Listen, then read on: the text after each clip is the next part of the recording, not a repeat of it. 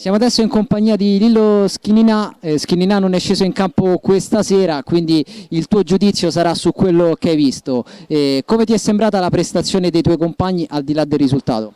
No, è stata sicuramente una buona prestazione, veniamo da delle settimane che abbiamo lavorato molto e è stato un test positivo perché comunque stiamo lavorando veramente tanto e le gambe comunque sono affaticate e tutto quanto, quindi ci aspettavamo comunque una partita difficile perché loro sono una buona squadra, ma è stato sicuramente un test importante per noi e soprattutto per il mister per valutare le condizioni dei giocatori.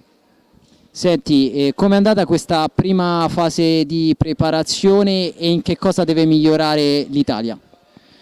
Guarda, come già ti ho detto stiamo lavorando veramente tanto, la forma fisica pian piano cerchiamo di farla arrivare al 100% per farci trovare, per arrivare a un livello buono per questi mondiali.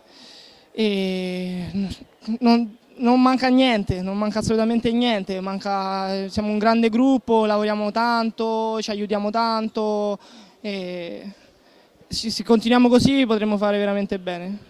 Senti, non è il caso forse di fare proclami, quindi non ti chiedo qual è il traguardo da raggiungere, ti chiedo però se c'è un obiettivo minimo da raggiungere ai prossimi mondiali. Non ci siamo prefissati obiettivi, sappiamo che possiamo e dobbiamo fare bene.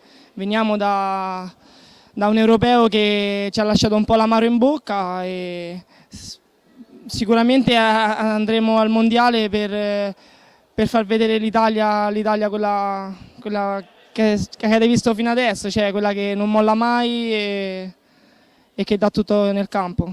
Grazie mille, in bocca al lupo. Crepi, grazie.